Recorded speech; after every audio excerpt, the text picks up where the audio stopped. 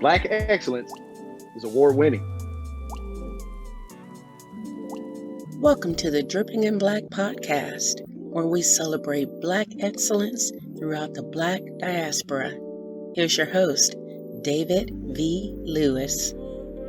What's up, good people all across the world? This is the Dripping in Black podcast. I am your host, David V. Lewis. And as usual, we have another fantastic guest who represents Black excellence across the Black diaspora. Today's guest is Dominic Lawson. Dominic, say hello to the world. What's going on, world? All right, so Dominic has quite the story. Chomping at the bit to get into it. But everybody that tunes in to Dripping in Black know that we begin with the simple but deep question of who is our guest. So who is Dominic Lawson? Dominic Lawson is a socially awkward Black kid from South Memphis who loves history, loves anything with tech, loves comic book themed movies and things of that nature, on a whole nerd tip. But Dominic is ultimately a person who loves to learn. I love to learn, read books, listen to podcasts, news articles, things of that nature. But that's kind of who Dominic is. I'm a husband, I'm a father, I'm a community activist in the sense of like volunteering and things of that nature.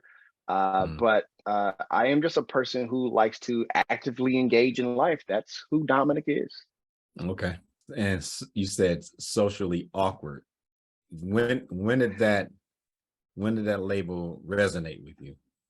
At what point in your life? I don't know. It's just one of those things where you're growing up and you try to be cool with the cool kids, or you try to be nerdy with the nerdy kids, and it don't always pan out the way it does in your head. You know what I mean? And so I just ultimately just kind of decided to, Dominic should just be Dominic. You know what I mean? Yeah. And if that's socially awkward, then it's socially awkward. I'll see something in the movies or whatever. You see something in the movies like, I'm gonna try that at school, and you do it at school, it don't work out.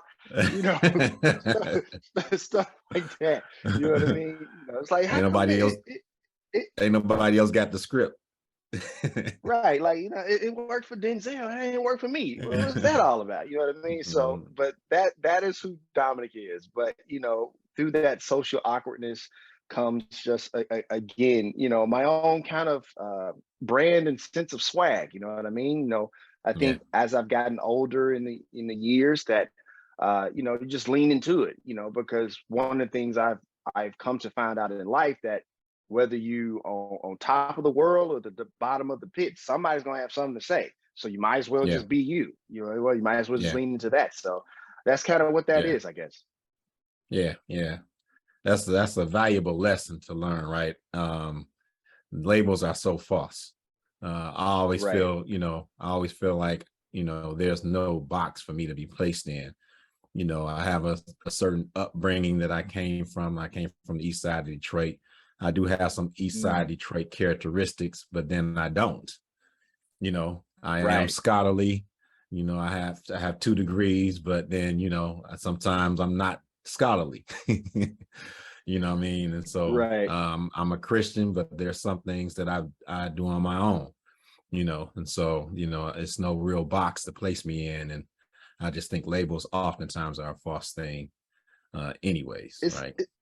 It's interesting because, talking about like labels being a kind of like this false construct, if you will, because people, we have to remember that like it's easy for people to have labels so they can know what box to put you in, right? And so if you're a person who can check multiple boxes or be put in multiple boxes, it's almost like they kind of malfunction in their own brain a little bit. Not malfunction in the sense of like whatever, but it's kind of like, overload, cannot compute, you know what I mean? I thought you belonged over here, but it seems like you belong over here. No, you don't quite fit over there. Yeah, they don't know where to put you. Exactly, Yeah. because somebody can be scholarly, but like don't let these degrees fool you. You can go get hood real quick. You know what I mean? But I think that is the beauty of us as a people, is that we are not a monolith. We are Yeah. not, and so Yeah. when you go Yeah. into spaces that that are people who don't look like us, sometimes you have to remind them of that. Yeah. Not necessarily in a when keeping it real goes wrong type of way, but sometimes Mhm. you have to tactfully remind people that like, look, this is I check multiple boxes, and because all of my as my friend Anna Deshawn would say, all my identities matter. They all matter. Yeah. Whether it Mhm. be no matter what box you want to put me in. So yeah, but it was just Yeah. interesting when you said that.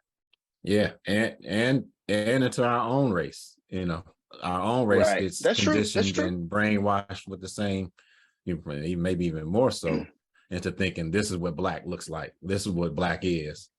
No, we're Right. not a monolith, right? But let's get into Right. it. You are a man of many, many, many, many hats. So So as a they host, say. it's like, where do we begin? Where do we begin? So I'll just start with one. You have several podcasts, right? So we'll talk about those afterwards. But let's talk about Okay. OWLS, OWLS LLC, right? What is it? hmm So OWLS is an education consulting firm, and it's an acronym for Optimism, Wisdom, Leadership, and Strategy. And so what we do Mm, is create curriculum or do in the field training for organizations, primarily schools and school districts, but also companies, nonprofits, things of that nature. Because a lot of times they're looking to solve a problem, right? For schools, a lot of times we're brought in often during the end of the year when the state testing is starting to be performed and things of that nature, whether it be English or history or something like that. And so some of mm, those kids who need a little help to get ready for state testing, were brought in for things of that nature, or maybe for ACT time, mm, things of that nature. And so that's kind of what we're brought in. But oftentimes we're brought into nonprofits. They're like, hey, I'm trying to relay this message to our stakeholders, to our employees, or whatever the case may be. What kind of language can I use in order to get the message across? Or how come when I do a review with one person, I get one type of review, as opposed to when I do it with a group of people, I get a different type of review. And so mm. explaining like, well, that is a scenario when people, when they're one-on-one, they can be a little bit more intimate, as opposed to in a group, they usually kind of be on some group think type of Yeah. nature, if you will. They just kind of go with the flow because they don't want to rock the boat. You know Yeah. what I mean? And so that's kind of what OWLS is. It's more heavily into the education side. It was my Mhm. wife's idea to create OWLS LLC in order to, because she was an educator just like you at Square. She's an educator for over 15 years, and then had the idea, you know what? I can touch multiple schools with the skill set that I have in problem solving. And Mhm. so she calls me one day, say, "Hey, I got this idea for a company," and I was like, "You know what? Let's do it." And so that's kind of how it came to be. And so we've been doing that um, since 2014, February of 2014. We've been doing that. Still Mhm. rocking and rolling. Definitely not the easiest of things to do to start a company. But we've been rocking and rolling since 2014. Husband wife dynamic, Mhm. has had some challenges, and from that came the podcast. But we'll talk more about that later, obviously. But that is what OWLS is. It's an education consulting firm, just out here trying to help people and help organizations to be better people and better organizations. Yeah, yeah. Shout out to the wife. I want to dig in a little bit about this. So if I'm a school and I have you come in, and we're dealing with the test, your curriculum is different in what way from the curriculum that they are already experiencing? Well, a lot of times it's a situation where, the curriculum is, while it is, probably good in its own right, is only a piece of what they ultimately need, right? And my wife's Mm. the educator, so I'm not going to get into the particulars here because that's beyond Gotcha. my expertise.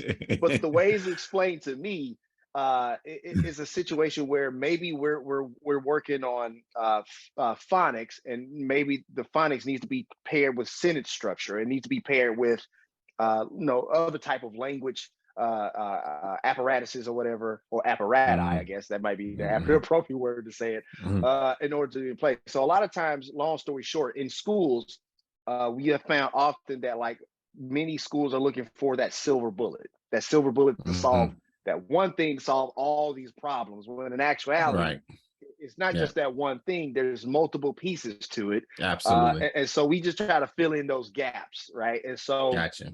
my wife, in the curriculum that she builds a lot of times, or just with the coaching that she does, she tries to fill in those gaps. And a lot of the consultants that we kind of subcontract with, they fill in those gaps to kind of make sure that we get the comprehensive learner, out the door, as opposed to just pushing a person with one particular skill set out the door, i.e. graduation or whatever the case may be, into the workforce. And another thing that we also try to do, which is very important to me, is because, we hear a lot of times in education, this idea of be college and career ready, right? But oftentimes, let's be honest, a lot of times we focus on the college part than the career part. Now, I think that dynamic is changing a little bit here recently. But, just understanding that, like, there's other options as opposed to just the one option. Not to say anything bad about college or anything like that, but it's more so like there's other scenarios to that path to success. And so trying to highlight that as well, and offer those pieces of advice and coaching and things of that nature. Yeah. I, as an educator, I would question if we focus on the college part as well. But that's another story for another podcast. We're gonna have to get the wife on at some point. She represents Black excellence as well. So I'm doing a shameless offering invitation on camera for the wife to come on. I will let her know. All right, so let's get down to these podcasts, man. And let's talk briefly about Meadows behavioral healthcare. Yeah. Well, so the podcasting kind of leads into that part, right? So we can go to the podcast, or we can go straight to okay. Let's do that then. Yep. Go to podcasting. So which one? Podcasting, you got 25 podcasts. So which one is this one? So I'll start with the podcast, because it kind of leads to that. Long story short, so I started podcast in 2016 with the Startup Life. The Startup Life is a podcast about entrepreneurs and for entrepreneurs and career-minded professionals looking to kind of get that level up on the corporate ladder, or some inside tips and tricks for their business, right? And so we grew that show to over 300 episodes. Very proud of the Startup Life and the work we did with it. We had on the co-founder of Netflix, the founder of Dunkin' Donuts, the founder of Route 21, chief legal officer at Airbnb, chief marketing officer at MasterCard. Wow. Just to name drop a little bit, right? But through that and that success, the behavioral health company, Meadows Behavioral Healthcare, they saw the podcast and the work that I was doing. It's like, you know what? Our guy just left for NPR. Would you do that for us? And so last year, they hired me as their podcast host, editor, and producer of podcasts. And for them, I took over season 4 of their long-standing show, Beyond Theory, that focuses on a trauma, addiction recovery, things of that nature, mental health. I took over season 4 of that, where we talk about, go through a person's journey of recovery and addiction and things of that nature. And so that is how Meadows Behavioral Healthcare comes into the fold. So, wow. So Startup Podcast is a podcast dealing with starting up businesses. That leads into this. It's Startup Life. The Startup Life, yes. Oh yes, I mispronounced it. I will do that. The Startup Life podcast, right? Deals with this.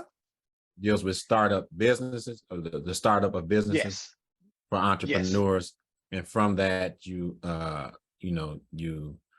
I guess attracted this relationship from Meadows Behavioral Healthcare, which led to 2 more podcasts. Yes, and it's funny because I was getting ready to do a recording for the Startup Life, and my phone buzzes, and we have been having some weird situation with our phone, and it was a voicemail that I got from 6 days previous, right? Mhm, And so it was mhm, actually them calling me like, "Hey, call us," this, that, and the other. So I was like, "Oh man, what is this?" And so mhm, I did the recording, called them. It's like, yeah, when you didn't respond back to us, we just assumed you wasn't interested. I was like, no, I'll see what mhm, you got to say, and so it just mhm. kind of went from there. All right. So you have to do quite a bit of reading, I would think. I mean, you're talking about startup businesses on one hand, and then these other podcasts are dealing with behavioral uh The behavioral health, so like mental health. health, Yeah, addiction, trauma, yeah. things of that nature, different types of diagnosis, stuff like that. You're not just Absolutely, on there absolutely. spewing your own opinions, I would assume. No, not at all. And the thing is, to be fair, it's like I'm not even really, having opinions that much in the gather, that much in the like or whatever, right? It's more so like me Mhm. guiding the conversation so that the expert on the show can, have their opinions, have Yeah. their, diagnosis and this and the other. But I do have to do a bit of reading, and I found honestly. In my podcast journey, that's been my differentiating factor. That's been my competitive advantage is to do that Yeah. reading. Uh, Yeah. when I had on back on the Startup Life, when I had the co-founder of Netflix on, I read the entire book, right? Mhm. And so I was able to ask questions that are not the canned questions that they would normally get when they go on these press book releases and things Yeah. of that nature. And so once I started reading the books of the people I brought on, and I knew it was a competitive advantage, I started making that a requirement. Like, hey, I know you have a book coming out. Send me the book so I can prep, right? And so Yeah. they send you a free book or whatever, even before it comes out, right? Because they want to get good Mhm. press for it. So they send you the book ahead of time, and then do some prep and stuff like that. And sometimes I'm able to read the whole book, sometimes I'm not, but I usually get a pretty good gist of the direction they're going in and pull out Yeah. one or two, maybe three nuggets that I know that they haven't been asked before, and then ask them about that. And so I found that that reading part has been a competitive advantage for me in podcast, and it's proven that way in the Startup Life. It's proven that way in the two shows I do for Metals Behavior Healthcare and my Black History podcast that I do as well. Yeah. Yeah. How did you I guess my question is I'm always curious, how did you end up here, right? What placed you into this cycle of podcast work that you're in the midst of right now? um, well, it started. I mean, like I said, just go back just a little bit. It started with the first show. My wife, I was actually writing blogs or whatever, right? Writing business blogs, and people, you start a business. People tend to ask, "Hey, how you start a business? Yeah. How do you do this? How do you do that?" Yeah. And so I was writing these Yeah. blogs, but it became you know, a bit much. And so my wife had the idea, hey, maybe you should start a podcast, right? Mm. So again, better half. So I started this She sounded podcast, like the the better Startup Life. half on Right, two right. accounts So already. so start the podcast, nature stuff like that, and then I knew I wanted to grow the show, and so what I did was I knew that there was a lot of business podcasts out there, right? So it's like, again, how do I differentiate? How do I grow an audience? Yeah. And Yeah. so where can I find a pre-installed audience if it's taking a long time to build one myself? Where's their Wow. audience is already listening to stuff? Okay, Mm. radio, traditional radio. So I started calling radio stations around the country saying, Mhm. hey, do you have an open slot? I don't care if it's Saturday at 10 o'clock at night, or it's like, some spot that they're not people listening. I just want a spot, right? Some people say you have to pay for the spot. Some people like, cool, we'll give Mm. you a spot. And so Mm. radio was a way to expand the reach and the following of the show to Wow. get more listeners and this, that, and the other. So I leveraged traditional radio. I called about 400 radio stations, 10 replied yes. Most of them didn't reply back at all. And so it Wow. was kind of a numbers game. Yeah. And so fast forward to 2019. So I'm doing this a little bit. And it still kind of I grew the show, but it still hit this wall, right? Still hit this wall. And so it just got to a point where he's like, you know what, I'm just gonna go all in. And so I got on this other radio station where I had to pay a significant amount of money, but I had to pay for it. So we didn't have the money, we weren't generating the business enough. So I Mm. started doing Uber. Started doing Uber to pay for the studio time, this, that, and the other. Trucking along for 2 years. Like get up 3:30 in the morning, hit the Uber streets at 4 o'clock, do Uber runs till about 7 o'clock, take the kids to school, come back, record, get some rest, go out, do Uber. And that was a 7-day thing for 2 years, Wow. right? And then, after all that, that's when, got those big time guests that I mentioned. Those big time guests warranted sponsorship. At one point in time, I got, a few sponsorship dollars. The coolest one, well, there's two of them. One of them was LeBron James and Arnold Schwarzenegger have like an energy drink company or like a health drink company or whatever. So I was able to be sponsored for them for about 2 months. That was kind of cool. I took that money to buy a Rodecaster Pro, right? That I got that sponsorship and just kept putting money back into the podcast and stuff like that. And then one company gave me a paint sprayer and a check. It was a paint spraying company. It gave me a paint sprayer and it gave me a check. And so doing this for 2 years, hustling, grinding, all this other stuff, whatever, superbs if you want to put it in there. Then that's when the Meadows called. And then all the Uber days went away. There was no need to Uber anymore because I made enough money in the 6 months working for the Meadows that I made in all the years of, podcasting up until that point. And so honestly, long story short, Dave, it was just like, I knew I had this skill set and I knew that I wanted to pursue this skill set. And so from there, I just put in that work and kept the faith that it would work out. And unfortunately, by the grace of God, it has worked out so far. Yeah, these are the interviews that I love. There's so many things popping off in my mind as you are speaking. So I'm gonna shift the gear a little bit. There was a show on Netflix called Startup. Are you familiar with that? I'm not familiar with it. No. Okay, well, I was just stab in the dark. It was great. My apologies. But my other thought was, what's your educational background? So you're in the podcast world now. Does that line up with your schooling, or is that a departure from what you did in school? It's a departure from what I did in school. So my schooling, I actually do not have a degree. Right. I'm literally 6 hours away from a degree. And the reason that is because I spent some time in the Army, this and the other, and I used the Army to pay for some school and stuff like that. I had went to school before I went in the Army, had a few student loans, but then I went back to school when the Army, after the Army, went back to school, went after a business administration degree. So I was doing that. The Army was paying for that. And then it was around the time we started the company that I knew I loved business. And so he's like, you know what? I don't want to wait to finish the degree. I just want to go ahead and start this company with my wife. The opportunity came. And so I just pursued it. And so it was just a situation where I was doing some things in banking at the time as well, when I was, going to school and things of that nature and learning business. But the opportunity to presented itself to start that company with my wife. And I was like, you know what, I'm going to take this. I found myself learning quite a bit in the business world by just starting. So, I am not detracting from any kids who are listening to this. If you want to go to college, go to college. It's a fascinating endeavor to partake. I think there's a lot of advantages to going to college, but it was one of those things for me that I knew what I wanted to do. I absolutely knew what I wanted to do. And so I just, with reckless abandon, pursued that.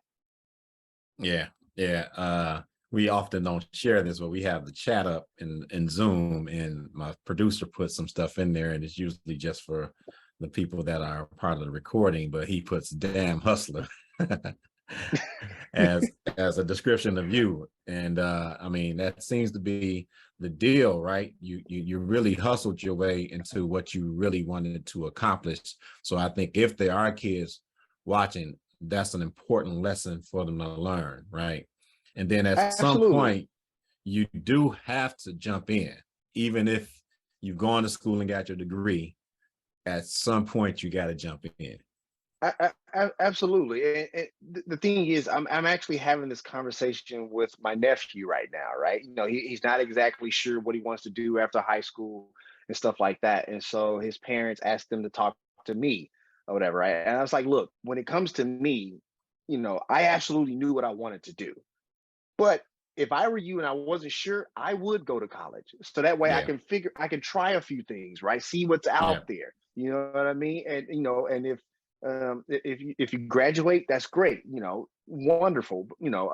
This, that, and the other. At the very least, you have a skill. You have a skill set that is marketable in these streets. You know yeah, what I mean? Whether no yeah, matter what you decide to do. But if you absolutely know what you want to do, honestly, there's really nobody that can tell you otherwise. It's really yeah, not. So you might as well pursue that. And so that's just kind of what I did, and it's worked out so far. yeah, yeah. Awesome, man.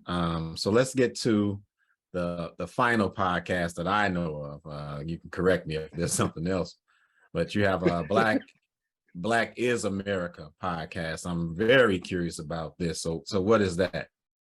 So, Black is America is a podcast that highlights little known African American figures and stories. A lot of times when we hear about Black history, we hear the usual cast of characters: Martin Luther King, Harriet Tubman, Yeah, yeah, Frederick Douglass, right? And yeah, let's be clear about it, right? Like they have instrumental value in the story that is us. Like yeah, there is no mistaking about that. yeah, However, I think there is something to be said because again, we were talking about Black people not being a monolith out here. I think it's something to be said about other stories, so that way we know, what, I want to be able to do what they did. Like, there's not that for the longest time growing up, there was not an African American president. Now there's an yeah, African American president that we can point to, right? yeah, And so I wanted to tell some of those stories, whether it be in the Army, in NASCAR, in the fashion industry, things of that nature. And so I just wanted to be able to tell stories that we haven't heard from or haven't heard enough about, from people either we haven't heard from or people we have heard of. And there's little known stories to kind of highlight their greatness and things of that nature. And I just wanted to tell those stories. And so, again, my wife actually, once again, came up with the name of the show. I'm sorry. It is what it is. We were. Hey, I was I ain't mad having at you. one. The thing is, believe it or not, I have a hard time. I can create a show like that. I can create a podcast out of almost nothing, honestly. Mhm, But mhm, naming them becomes an issue, right? mhm. Sometimes. And so I was explaining to my wife, the scope of the show, how I wanted to share that. Like, look, the history of America, the United States, could not be written the way that it is without Black America. Like, it is not Right. It's feasibly incomplete. possible. Like It's incomplete. it's extremely incomplete, right? Yeah. And so I shared all of this. She's like, "Oh, Black is America." It literally took her 2 seconds to come up with the name. I was like, "That's it. That's the show." And so Black is America was born, and so it's been an absolute blast to create the show. It's been challenging to create the show. It's been Yeah. very humbling and an amazing experience to create the show, because when you talk to these people and you dive into these stories, it's just one of those things like, wow, we really are magic. Like, we really Yeah. are magic in the sense of like creating things and being a part of things. And so I just wanted to highlight that in a podcast form. Yeah, man. So when we started our podcast, we would end each podcast with what we call the last drip. And what my role in that was, I'm a history teacher, was to try to find some Black history nugget that tied somewhat into the guest. And I would tell that story. And that was just the research that it brought me, the jewels that are out there of people that have done so many things of our people. We kind of went away from it last season because it did become a bit challenging to find, it, to me, it's so difficult just Absolutely. to find that. And so I really want to be a part of making that more readily available. You think of Carter G. Woodson and the role he played in chronicling our history. And Right. the young man that's doing it now, he's not young, but he's Gates. Gates is Henry Louis Gates, chronicling our history. Right. I just think it's time for us to get a platform where we can access our history, and it's a trusted source that people can go to learn. We need to keep teaching, as a teacher, the MLKs of the world, because the further we get away from that, you're surprised how these kids don't even know, can really understand his role on the planet, right? Not just with Black folks, but he's one of the greatest people to ever cross the planet. And so, that's necessary. But like you said, these, all along the way, there's been Black people doing all kinds of things in all facets of life.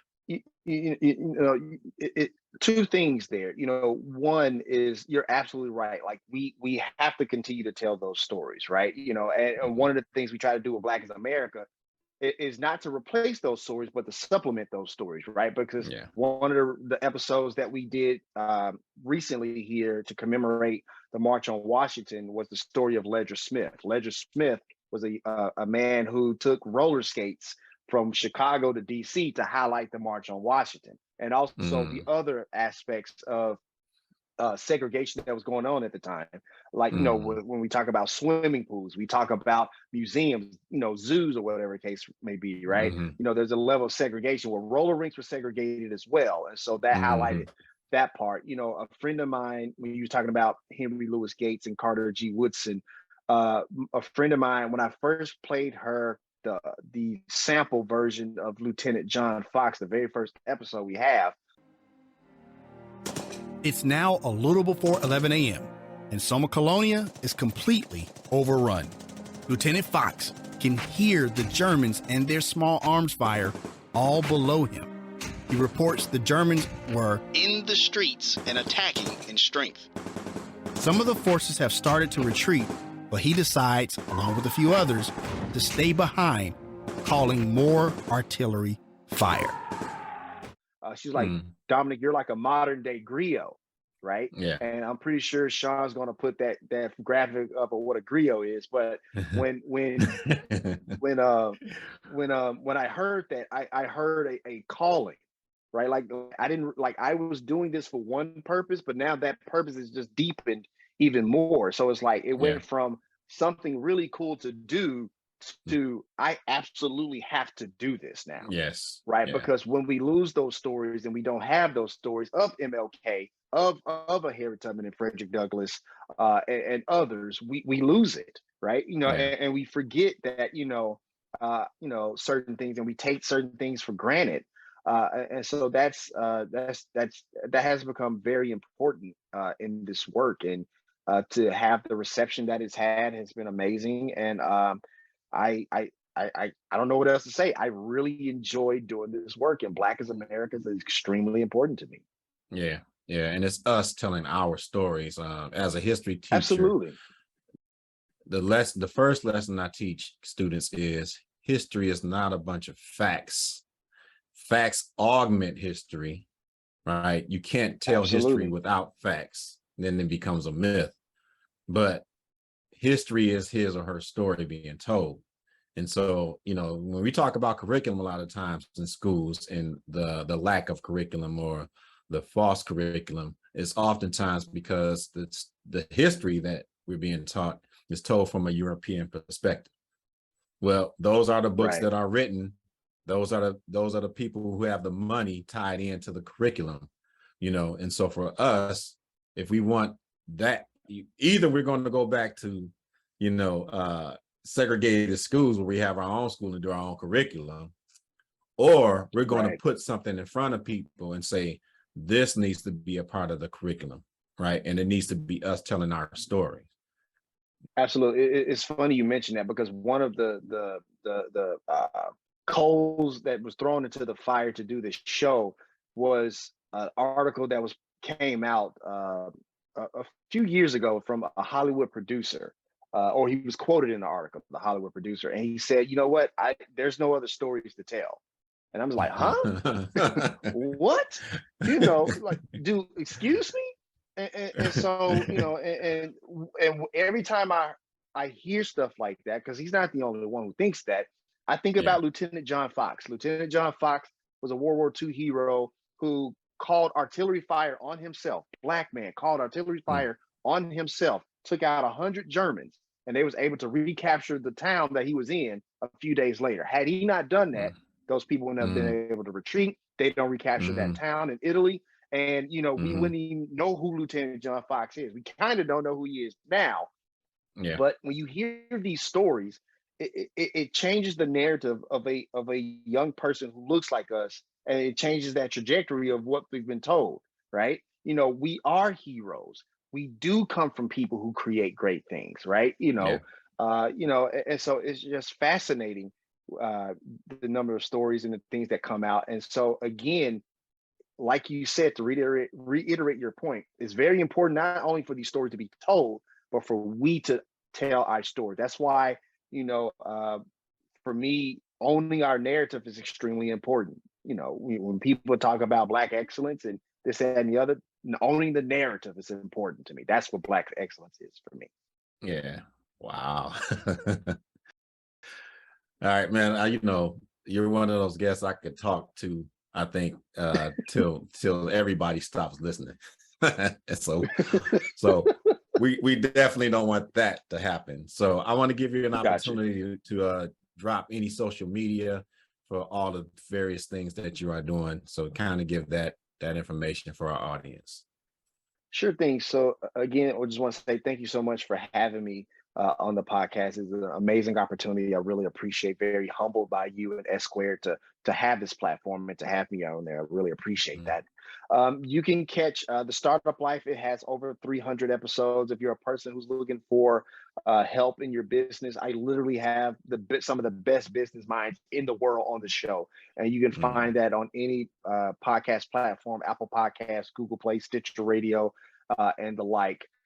And once you get those business tips and you want to get an idea of our history and learn more about Black history, then I definitely welcome you to check out the Black is America podcast, also on all podcast platforms. And as far as social media, you can find them on Twitter, Facebook, Instagram. And I don't do a lot of social media stuff because Black is America, to create the episodes, it takes a lot. It takes a lot, but I put more of my emphasis into the episodes. But I do post stuff on social media from time to time just to not be quiet. But you can find that on any social media platform, and also all podcast platforms. Black is America, either at Black is America or at Black is America podcast. Yeah, I can only imagine. I was doing the last drip, man. That's a lot of work. It was a lot of finding somebody else's information and broadcasting it from my microphone, and that was a lot of work in itself, to do an entire podcast on it, man, and have to dot your I's and cross your T's, because people are gonna come for you. I can only imagine the work behind it, man. We announced the show in September and we debuted the cover art. People, when they saw the cover art, people came for us. Now we even dropped a snippet of an audio or nothing. When they saw the cover art, people came for us. So, but it's meant to get a rise out of people to hey, again, you can't tell the story of the United States without Black America. It's not possible. It's not possible. Yeah. If somebody wants to be a part of your Startup Life podcast, do they reach out to you through social media? And if so, what is that social media? You can, again, on Facebook, just the Startup Life podcast, or Instagram, the Startup Life podcast. Either way, you can reach out there, or you can email me at Dominic at askalsolutions.com, DOMINIC at AskASKALOWL solutions.com. Yep. And for the audio listeners, we do have a video portion, and we will actually put the words and letters up there for the video people. So you can always check that. All right, man. So I've asked you all the easy questions. Now it's time to get down to the most difficult question that we must ask as we close out our episode. Are you ready? I am ready, sir. Have you ever graced the cover of a magazine? I have not. I hope to be, but I have not. If you could have the cover of a magazine, is there a particular magazine that you would like to be grace the cover of? Or anyone will do? You know, I definitely wouldn't mind being on the cover of, like,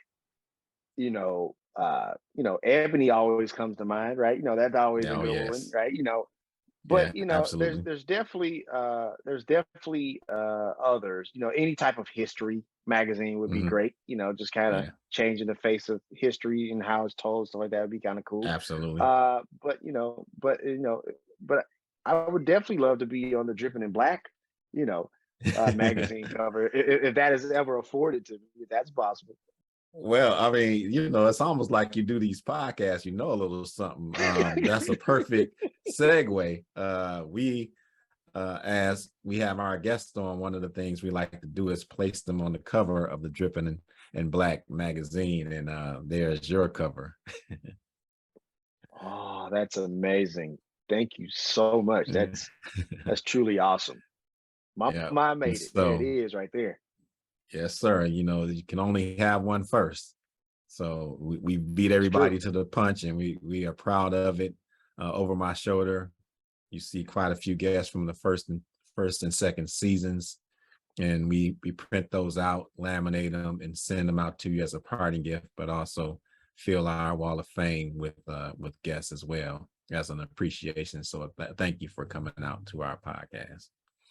Thank you for having me. I appreciate the opportunity. Yeah. Any shout outs you want to give before we close out? I just want to say, once again, thank you so much for having me on the show. S Squared, as always, has been a mentor to me and a really good friend to me, and giving ideas for Black as America. So I'm very grateful to him. But also, just shout out to all Black creatives out there. I know there's a narrative out there that another demographic is out there running the market, but we coming too. We are out here. We are creating all types of content, all types of creative outlets. And so if you are a Black creative, keep getting better, keep working on the craft, and because the thing is, what you put out there in the universe is very much needed. So I just want to make sure I shout that out. Yeah, I think you might want to shout out the wife too. I'm just helping you out. Sometimes she gets embarrassed by me doing that, but I'll definitely do that just to cover my bases. But my wife has been amazing on this journey. I tell her all the time, everything I am, everything I will hope to become begins and ends with her. And so again, I am truly grateful for her and her guidance and her help. And so I truly love her, and I can't wait for her to come on the Dripping in Black podcast as well. Yeah. If you could, can you straighten up a little bit so they can see your because that's going to work perfectly with this. I want to remind our audience that the DIBK Drip Shop is open. Go to dibkdripshop.com to cop the latest Dripping in Black merch. We see Dominic and myself donning one of our t-shirts, "Racism is Dumb," and that is a fact. All right. And so let's get past that, people. dibkdripshop.com. You can find these and other Dripping in Black merch for you to purchase and send as gifts to other folks and stuff like that. All right. As always, we want to give a huge thanks to all of our listeners, viewers, supporters, and subscribers. And until next time, we say be kind, be loving, and be excellent on purpose. It is a choice.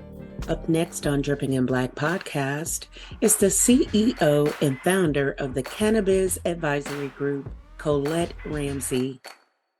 And so I was excited about it. And of course, all my family thought I was crazy. And I never consumed wasn't an issue for me. And I told everyone, I don't care about getting people high. They're like, oh, now you're a drug dealer. Well, yeah, okay. and shout out to all the drug dealers, because I'm just going to fast forward it. Wharton School 2 years ago just created an investment group for cannabis. So all the cats I knew from Wall Street and everybody who was in corporate left those jobs. So now they're drug dealers too. So hey, there's something to be said about the change of America. And I just knew that it was a space to be in, to plant my foot in and to become educated. Yeah.